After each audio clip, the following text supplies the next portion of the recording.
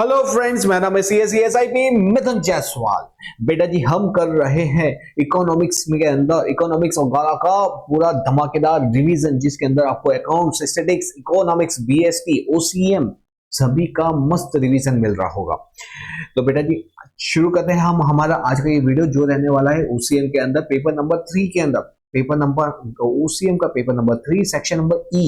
हमने already section number E का paper number 1 और पेपर नंबर 2 का कर दिया। नहीं देखा है तो वो वीडियो भी मस्त है, एकदम सुपर तरीके से मैंने पढ़ाया हुआ है, आप उसको भी जरूर से चेकआउट करना। आज हम क्या करेंगे, आज हम करेंगे paper number 3 of section number E।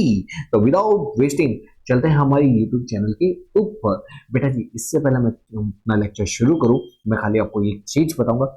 ये जो मेरी स्पीड है वो रहने वाली है बुलेट की तरह। क्या रहने वाली है?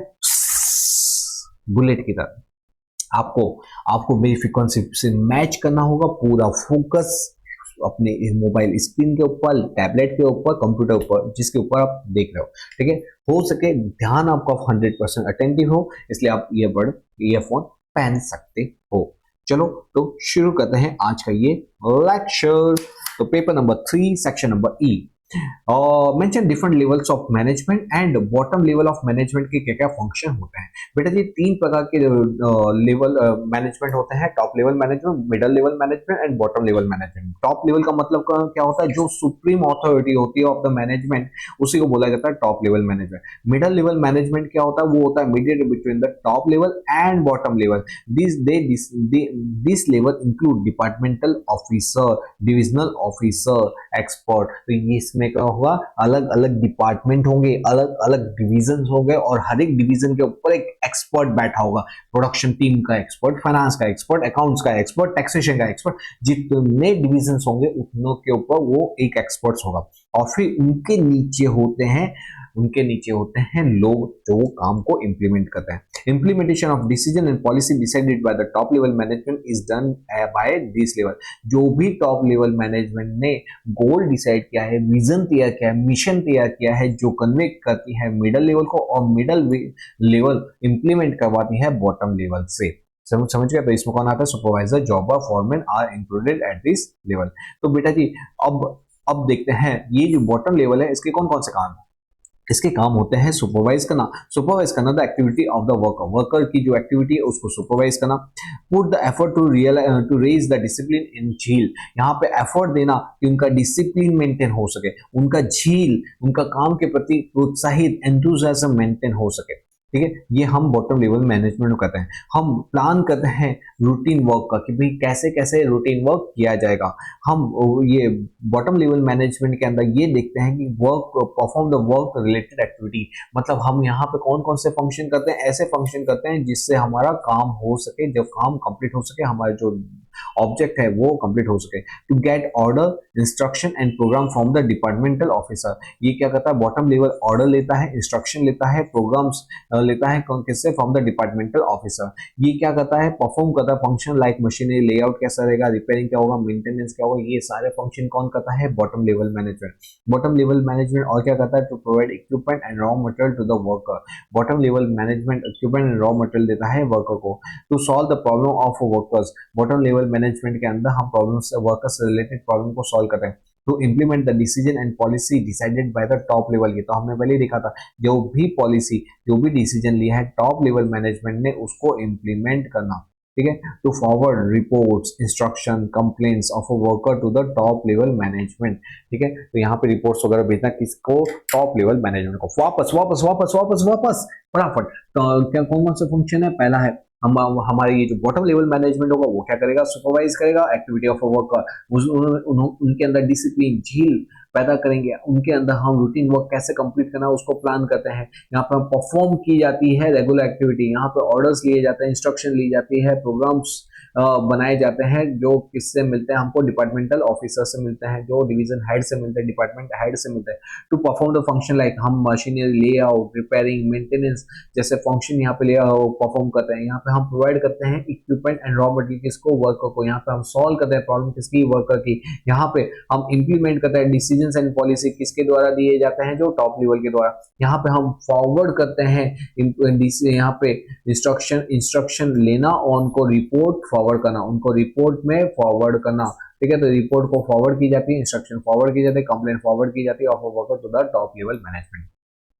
ओके जी, next question, give the definition of planning and explain its process. बेटा जी, प्लानिंग क्या होती है? प्लानिंग का मतलब होता है जब हम इंफॉर्मेशन को कलेक्ट करते हैं कि कौन कौन से काम को करना है, कैसे करना है, उसको एडवांस में डिसाइड करते हैं एंड प्लान आउट करते हैं कि कौन कौन सी एक्टिविटी की जाएगी, कौन करेगा, कब करेगा, कैसे करेगा, वो सारी एक्टिविटी प्लानिंग के अंदर की जाती है। प्लानिंग क्या होता है? Planning is a task of choosing task of planning is choosing.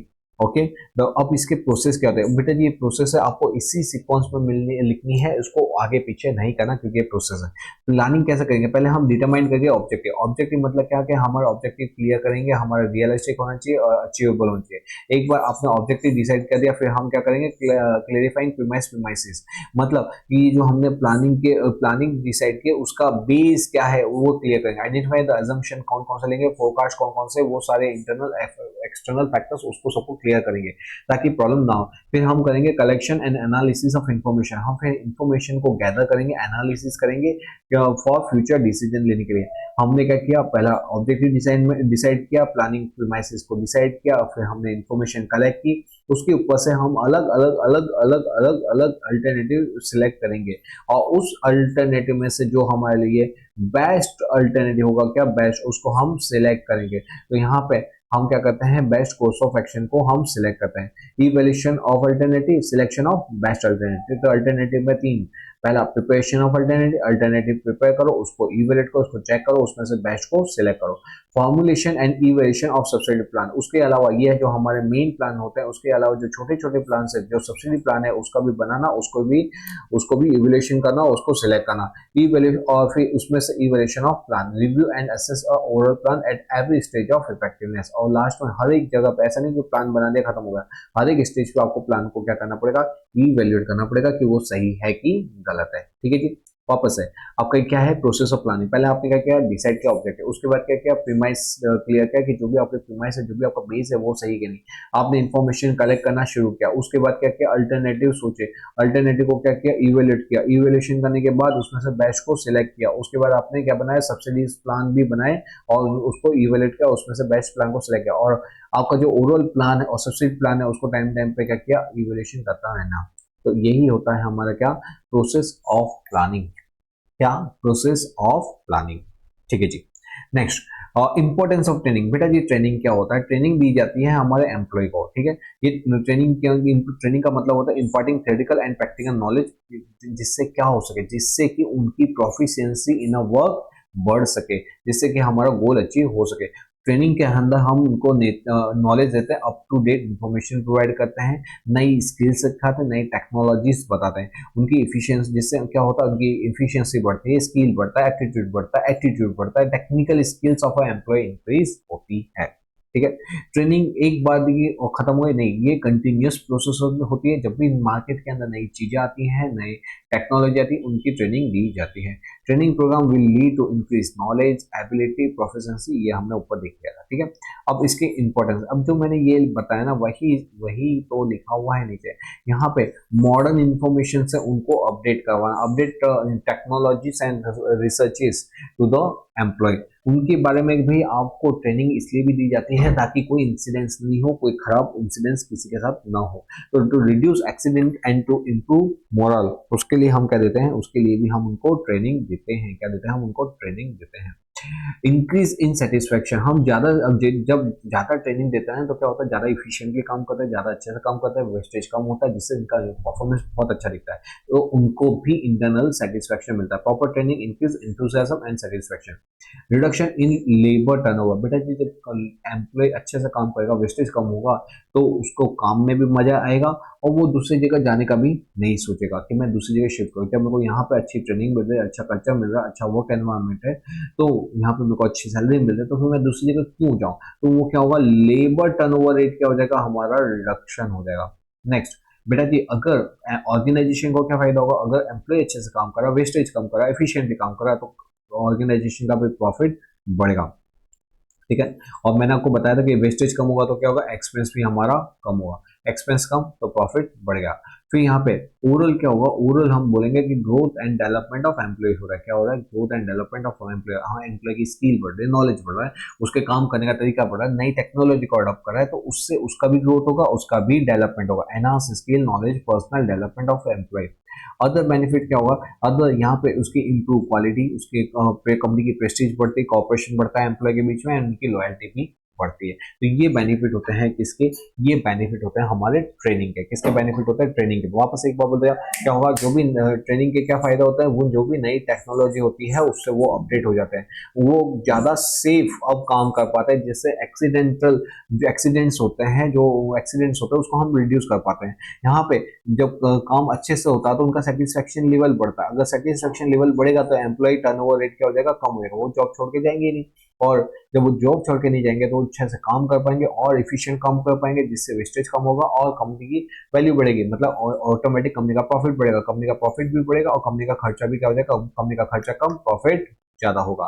और एम्प्लॉय को भी फायदा होगा, एम्प्लॉय का भी ग्रोथ होगा, एम्प्लॉय का भी डेवलपमेंट होगा, उसको भी अच्छे अच्छे इंसेंटिव्स मिलेंगे, उसकी भी सैलरी राइज होगी, तो उसका भी ग्रोथ होगा, उसका भी डेवलपमेंट होगा। और अदर बेनिफिट जैसे कंपनी की क्वालिटी बढ़ेगी, प्रेस्टीज बढ़ेगा, कॉर्पोरेशन बढ़ेगा, एम्प्लॉय की लॉयल्टी बढ़ेगी। तो ये फायदे होते हैं क्या, हमारे ट्रेनिंग के, इंपॉर्टेंस ऑफ ट्रेनिंग।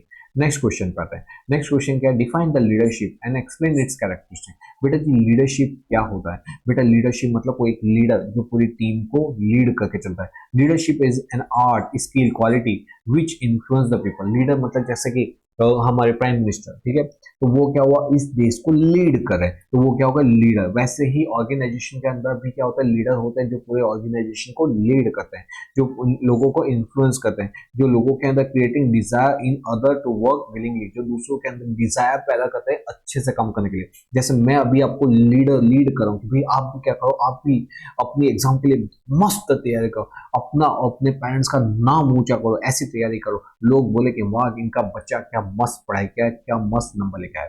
तो देखा यहाँ पे हम क्या करें, हम आपको लीड करें, हम आपको विलिंगली क्या करें, तैयार करें, मोटिवेट करें, ताकि आप अच्छे से काम कर सको to achieve goals in the of the organise. और हम आपको क्या करते हैं, हम आपको लीडरशिप के अंदर ऑर्गेनाइजेशन के गोल अचीव हो, वो एक लीडर करता है। चलो फटाफट, लीडरशिप की डेफिनेशन क्या है, लीडरशिप एक आर्ट है, एक कला है, एक क्वालिटी है, जो क्या करता है, लोगों को इन्फ्लुएंस करता है कि लोग विलिंगली अपनी मर्जी से, किसी के दबाव में नहीं, अपनी मर्जी से अच्छे काम कर सके, ताकि ताकि ऑर्गेनाइजेशन का ऑब्जेक्टिव, ऑर्गेनाइजेशन का गोल अचीव हो सके। कैरेक्टरिस्टिक्स ऑफ लीडरशिप क्या होता है, लीडर के पीछे, एक लीडर है तो वो अगर बंदा है तो उसके पीछे क्या होंगे, हजारों उसके फॉलोवर होते हैं। क्या होते हैं, उसके फॉलोवर होते हैं, तो तभी तो वो लीडर कहलाता है। अब मैं खड़ा हूँ, मेरे पीछे कोई नहीं खड़ा होता, क्या मैं लीडर कहलाऊंगा, क्या नहीं जी।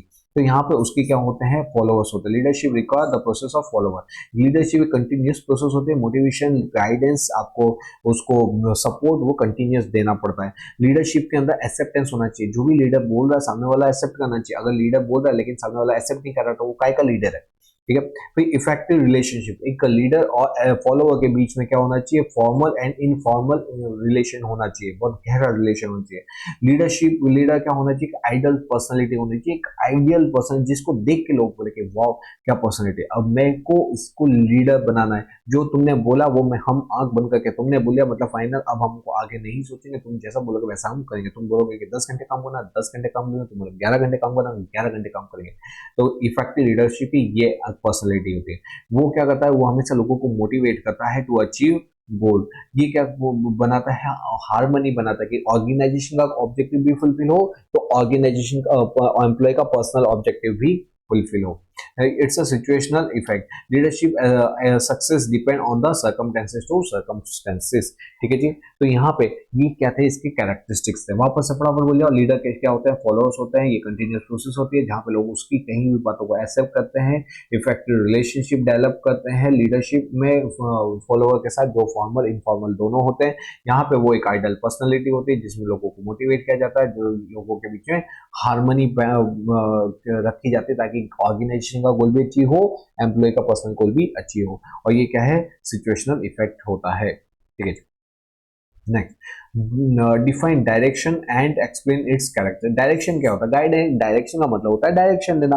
डायरेक्शन का मतलब डायरेक्शन देना, मतलब उसको गाइड करना। यहाँ पे to get the assign work from the employ, हम उनको डायरेक्शन देते हैं ताकि जो भी हमने उसको काम सौंपा है वो काम टाइम पे कंप्लीट कर सके।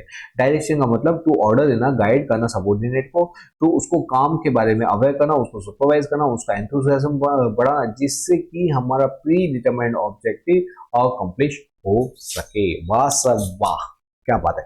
तो डायरेक्शन का मतलब क्या होता है? ऑर्डर देना, गाइड करना, किसको? सबऑर्डिनेट एंड वर्कर को, ताकि क्या हो, वो काम के बारे में अवेयर हो सके, वो अपने काम को सुपरवाइज कर सके। उनके काम को सुपरवाइज करना, उनके बीच में एंथुसियाज्म बढ़ाना, उनके काम में एंथुसियाज्म बढ़ाना, उनको सुपरवाइज करना, उनके काम को अवेयर करवाना, जिससे कि हमारा प्री डिटरमाइंड ऑब्जेक्टिव और कंप्लीट हो सके। ठीक है, ओके। डायरेक्शन क्या है? Direction is a executive function. Direction एक एग्जीक्यूटिव फंक्शन क्यों है? क्योंकि ये डायरेक्शन कोई लोअर वाला अपर लेवल को नहीं देता, अपर वाला लोअर लेवल को देता है, इसलिए इसको एग्जीक्यूटिव फंक्शन बोलते हैं। यहाँ पे हम क्या करते हैं? हम गाइड करते हैं, ऑब्जर्विंग करते हैं सबॉर्डिनेट को। क्या करते हैं? गाइड करते हैं सबॉर्डिनेट, ऑब्जर्व करते हैं सबॉर्डिनेट्स को। If the direction of a person is efficient, अगर क्या है, if the directing person if efficient, अगर जो डायरेक्टिंग कर रहा है वो इफिशिएंट है, then the ordinary employ will give the best result. अगर एक एम्प्लॉय को अच्छे से डायरेक्शन दिया तो वो मोटिवेट होगा और वो अपने रिजल्ट को विलिंगली अचीव करेगा, अपनी इच्छा से अचीव करेगा। The efficient direction lead to efficient part of management. ठीक है जी। तो वैसे ही मैं बता दूं बेटा जी, जो आपके माँ बाप हैं, जब आपको बोलते हैं बेटा पढ़ ले, तब वो ऐसा नहीं चाह रहे होते हैं, वो आपके साथ जोर जबरदस्ती नहीं कर रहे होते हैं कि भाई तू पढ़ पढ़ पढ़। वो चाहते हैं कि तू पढ़ेगा तो तेरी लाइफ सुधरेगी। हम तो कुछ ही टाइम के मेहमान हैं, जब तू कमाना चालू करेगा उसके कुछ टाइम बाद तो हमारा बुलावा आ जाएगा, लेकिन उसके बाद तेरी लाइफ क्या होगी, आगे कंटिन्यू करेगी। तू कैसे जिएगा वो तेरी लाइफ अभी के टाइम पर डिपेंड है, इसलिए तुम्हारे पापा तुमको टोक टोक करते रहते हैं। और हम શું વાર મને ટોક ટોક કરે છે, મને બિલકુલ સારું નથી લાગતું. અલ્લાહ એ તારા માટે જ કહે છે. તો એની વાતને ખોટું લગાડ્યા વગર એ એ વાતને પકડ કે એ મારા માટે કહે છે, તો let me give a response by reading it. Let me give a happiness by scoring good marks. ठीक है बेटा। तो जो पेरेंट्स आपको बोलते हैं उनको उनको मन पे लिए बिगड़ वो चीज को मन को लो कि वो क्या बोलना चाहते हैं, और फिर उसको दिल पे लेके उनकी जो बातें हैं, उनके पीछे जो ऑब्जेक्ट है उसको मन पे लेके उनको फुलफिल करो। देखो फिर तुमको भी क्या खुशी मिलेगी और तुम्हारे पेरेंट्स को भी क्या खुशी मिलेगी। ओके बेटा जी। तो ये डायरेक्शन के कैरेक्टरिस्टिक्स क्या होता है? जब हम डायरेक्शन देते हैं तो हमारा ऑब्जेक्ट होता है गोल ओरिएंटेड एक्टिविटी। हम कोई डायरेक्शन फालतू चीज के नहीं, जा सिगरेट पी क्या मजा आएगा, देखो क्या रिलैक्सेशन मिलेगा, अरे डायरेक्शन ऐसा फालतू का नहीं होता। डायरेक्शन गोल ओरिएंटेड एक्टिविटी का होता है।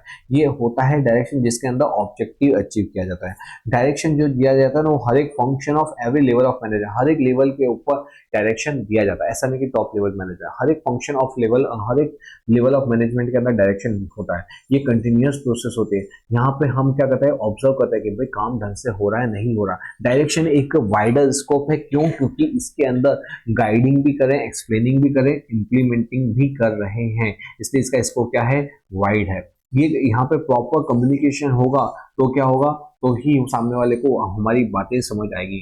ठीक है। अगर मैं तुमको डायरेक्शन दूं, मैं तुमको ये चैप्टर सिखाऊं और वो चाइनीज लैंग्वेज में सिखाऊं, क्या तुमको समझ में आएगा? नहीं आएगा।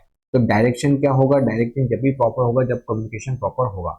डायरेक्शन एक मोटिवेशन होता है जो एनकरेज करता है एम्प्लॉय को कि वो अपना बेस्ट दे। डायरेक्शन एक फ्लो ऑफ डायरेक्शन होता है। फ्लो मतलब ये top level to bottom level में दिया जाता है। एंड डायरेक्शन एक मैनेजरल फंक्शन होता है, क्यों? क्योंकि ये इंपॉर्टेंट फंक्शन ऑफ मैनेजमेंट होता है। ठीक है। ये मैनेजरल फंक्शन होता है कि ये एग्जीक्यूटिव फंक्शन भी आप इसको बोलते हैं, क्योंकि ये टॉप लेवल मैनेजमेंट देता है। तो बेटा जी फटाफट कैरेक्टरिस्टिक्स ऑफ डायरेक्शन कौन कौन से, जल्दी से। ये गोल ओरिएंटेड एक्टिविटी, जो डायरेक्शन दिया जाता है to achieve a particular goal के हिसाब से दिया जाता है। ये function at every level of management होता है, क्योंकि डायरेक्शन हर एक लेवल ऑफ मैनेजमेंट में होता है। ये कंटिन्यूअस प्रोसेस होता है, क्योंकि हर एक बार डायरेक्शन जो खत्म हो गया नहीं, हर ये कंटिन्यूअस होता है। यहाँ पे ऑब्जर्वेशन ऑफ फंक्शन, यहाँ पे डायरेक्शन के अंदर वो चीजों को ऑब्जर्व किया जाता है कि आप प्रॉपर काम कर रहे हो नहीं कर रहे हो, इसलिए इसको बोला जाता है ऑब्जर्वेशन फंक्शन। ये वाइडर स्कोप होता है, क्योंकि खाली आपको काम बोल दिया वो नहीं होता, यहाँ पे गाइड करना, मोटिवेट करना, एनकरेज करना, सुपरवाइज करना, बहुत कुछ आता है, इसलिए इसका स्कोप क्या होता है, वाइड होता है। यहाँ पे ये कम्युनिकेशन के ऊपर डिपेंड करता है, जितना बेटर आपका कम्युनिकेशन होगा, जितना बोलने का तरीका आपका सही होगा, जिस लैंग्वेज में समझ सकता है, जिस भाषा में समझ सकता है और जिस तरीके से समझ सकता है, अगर आप उस तरीके से उसको समझाते हो तो वो क्या करेगा, वो अपने गोल को अचीव करेगा। ये डायरेक्शन जो होता है वो मोटिवेशन का काम करता है, लोगों को, एम्प्लॉय को अपने गोल को अचीव करने के लिए, ऑर्गेनाइजेशन को गोल को अचीव करने में ये डायरेक्शन बहुत मदद करता है। ये डायरेक्शन जो होता है फ्लो ऑफ डायरेक्शन होता है, जो होता है टॉप लेवल से बॉटम लेवल, मतलब टॉप लेवल मैनेजमेंट वाला बॉटम लेवल वाले को बोलता है। ये एक मैनेजरियल फंक्शन होता है, क्योंकि ये क्या होता है, एग्जीक्यूटिव लेवल पे परफॉर्म किया जाता है।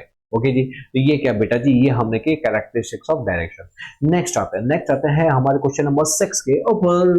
चलो, importance of consumer protection from the view point of business. बेटा जी, कंज्यूमर प्रोटेक्शन मालूम है, कंज्यूमर प्रोटेक्शन का मतलब कि कंज्यूमर को हमको प्रोटेक्ट करना है। कैसे प्रोटेक्ट करना है, जो भी अनएथिकल, एक्सप्लॉइटेटिव, अनलॉफुल प्रैक्टिस किसके द्वारा, सेलर और मैन्युफैक्चरर के द्वारा की जा रही है, उससे उसको बचाना। किसको बचाना, कंज्यूमर। वापस वापस वापस वापस वापस वापस सर क्या मस्त समझाया है। कंज्यूमर प्रोटेक्शन मतलब कि कंज्यूमर को प्रोटेक्ट करो, कंज्यूमर को प्रोटेक्ट करो, किस चीज से रिलेटेड प्रोटेक्ट करो, अनएथिकल, एक्सप्लॉइटेटिव, अनलॉफुल प्रैक्टिस। कौन सा, अनएथिकल, एक्सप्लॉइटेटिव, एक्सप्लॉइट करना मतलब किसको, ठगना। अनएथिकल मतलब वो एथिक्स के खिलाफ है, अनलॉफुल मतलब लॉफुल नहीं है। तो अनएथिकल, एक्सप्लॉइटेटिव, अनलॉफुल प्रैक्टिसेस को रोकना, उससे उसको प्रोटेक्ट करना। कौन कर रहा है, ये सेलर और मैन्युफैक्चरर कर रहा है, उसके सामने ही उसको, कंज्यूमर को प्रोटेक्ट करना। ठीक है, ये इंपॉर्टेंस, ये इतनी इंपॉर्टेंट क्यों रखता है consumer protection from the point of business, बोले समझ में आया। चलो, कंज्यूमर इसको प्रोटेक्ट कर रहा है कंज्यूमर के लिए, लेकिन ये importance, consumer protection important business के पॉइंट से क्यों है बेटा जी, बिजनेस के पॉइंट से इसलिए है क्योंकि यहाँ पे हम है ना, जो बिजनेसमैन होता है ना, वो यूज करता है पब्लिक रिसोर्सेज एंड वेल्थ। क्या बिजनेस बिना पब्लिक रिसोर्सेज, बिना उसके कमाए हुए, ये जो मुकेश अंबानी अभी ये जो अरबपति बने, क्या वो ऐसे बन गए, नहीं, वो हमसे ही तो कमाए, हम ही ने तो अपने पैसे उनको दिए हैं, उनकी सर्विसेज खरीद, तभी तो उनके पास इतने पैसे आए हैं। तो बेटा जी, यहाँ पे बिजनेसमैन जो होता है ना, यूज पब्लिक रिसोर्सेज करता है, so they become serve, so they must serve the society by providing the useful goods and service. अगर ये तुम अमीर बने हो हम लोगों की वजह से, तो तुम्हारा ये रिस्पॉन्सिबिलिटी बनती है कि तुम क्या करो, सोसाइटी को सर्व करो बेस्ट गुड्स और सर्विसेज। ठीक है, तो ये इसलिए तो कंज्यूमर प्रोटेक्शन किसके पॉइंट से, बिजनेस के पॉइंट से। याद रखना, मैं बिजनेस के पॉइंट से बता, तो बिजनेस के पॉइंट से इसलिए इंपॉर्टेंट है क्योंकि बिजनेस के अंदर पैसा कमाया, बिजनेस आगे ग्रो हुआ है, तो वो किसके कारण हुआ, बिकॉज ऑफ सोसाइटी के कारण, तो वो उसकी क्या बनती है, सोशल रिस्पॉन्सिबिलिटी बनती है। नेक्स्ट पॉइंट वही आ रहा है, सोशल रिस्पॉन्सिबिलिटी। ये एक बिजनेस की सोशल रिस्पॉन्सिबिलिटी होती है। क्यों, क्योंकि ये बिजनेस को हर एक स्टेक होल्डर को संभाल के चलना होता है, हर एक स्टेक होल्डर को बेनिफिट पहुंचाना पड़ता है। स्टेक होल्डर मतलब होता है ऐसा व्यक्ति जो बिजनेस से कोई ना कोई रूप से डायरेक्टली इनडायरेक्टली कनेक्टेड हो। तो वो बिजनेसमैन चाहेगा कि जो भी मेरे स्टेक होल्डर, जो भी मुझसे कनेक्टेड है, उनको मैं अच्छी से अच्छी गुड्स और सर्विसेज प्रोवाइड करूँ। तो यहाँ पे जो हमारा जो हमारा कंज्यूमर होता है वो भी क्या होता है, one kind of stakeholder ही होता है। वो स्टेक होल्डर का एक टाइप ही है, उसके अंदर बहुत सारे स्टेक होल्डर होते हैं, जैसे हमारा क्रेडिटर, डेट, बैंक, हमारे गवर्नमेंट्स, मतलब जो भी गवर्नमेंट से कनेक्टेड है वो सब स्टेक होल्डर है। तो हमारी रिस्पॉन्सिबिलिटी, हमारी मतलब बिजनेस की रिस्पॉन्सिबिलिटी बनती है कि उनकी जो कंज्यूमर उसको हम प्रोटेक्ट करें, उसको सेफगार्ड करें their interest. Next, part of the society. बोलते हैं कि भाई बिजनेसमैन तू सोसाइटी का ही पार्ट है, तू कहीं और जगह रहता नहीं है, तू सोसाइटी में रहता है, सोसाइटी से कमाता है, तो देखो सोसाइटी को अच्छे गुड्स और सर्विसेज देनी चाहिए। ठीक है, every business is a part of society, every seller is also consumer. बेटा मत भूल, सास भी कभी बहू थी। अगर तू आज बहू होके ऐसे नखरे करेगी, तो कल को जब तू सास बनेगी तब तेरी बहू तेरे साथ भी ऐसे नौटंकी करेगी। तो इसका मतलब क्या हुआ कि आज तू सेलर है, तू सर्विस प्रोवाइड कर रहा है, लेकिन ये मत भूल कि सारी चीज तू नहीं बनाता, तेरे को भी कुछ ना कुछ लेने के लिए मार्केट में जाना पड़ता है, और जब वो सेलर तुझसे चीट करेगा तब तुझे मालूम पड़ेगा कि चीटिंग क्या होती है। तो you being a part of society, आप क्या होते हैं, आप सेलर होते हो, तो वहीं पर कहीं ना कहीं आप कंज्यूमर भी होता है। अगर आप किसी को चीट करोगे तो कोई आपको चीट करेगा, ये तो सिलसिला चलता ही रहेगा, इसलिए हमको ऐसा नहीं करना चाहिए। Therefore the seller should follow fair policy and that build trust and prevent consumer exploitation। Next आता है impression on the society. Impression on the society का मतलब क्या होता है, जब आप एक अच्छी इंप्रेशन क्रिएट करते हैं, एक अच्छी गुड्स और सर्विस प्रोवाइड करते हैं, तो वो आपकी इंप्रेशन क्रिएट करती है सोसाइटी के अंदर। People's habit, lifestyle, thoughts and living standard through advertising. Therefore, the business should follow proper policy, maintain good ethics, and as a moral responsibility। ये अब बिजनेसमैन की moral responsibility है, उसके ethics में आता है कि उसको क्या करना चाहिए, उसको proper services, good services देनी चाहिए। And last है principle of trustship and consumer protection। हमारे मिस्टर करमचंद गांधी एम के गांधी जी ये बोल के गए कि भाई सुनो सुनो सुनो सुनो दुनिया, सुनो सुनो दुनिया के लोगों, सबसे बड़ा है मिस्टर गोगो। अरे ये नहीं बोला एम के गांधी ने, तो उन्होंने क्या बोला, मिस्टर करमचंद गांधी जी ने बोला कि भाई सुनो जी, जो कंज्यूमर होता है ना वो भगवान होता है, भगवान। आप कंज्यूमर को कोई गुड्स देते हो, आप कंज्यूमर को कोई सर्विसेज दे हो, तो आप उस पर एहसान नहीं करे, वो आप पे एहसान कर रहा है आपकी गुड्स खरीद के, आपकी सर्विसेज खरीद के। तो रिटर्न में आपको उनको अच्छी गुड्स देना, उनको अच्छी सर्विसेज देना, ये आपकी रिस्पॉन्सिबिलिटी में आता है। तो इसी को बोलते हैं principle of trusteeship and consumer protection. मतलब according to Gandhi ji, consumer is not outsider, वो vital part of business।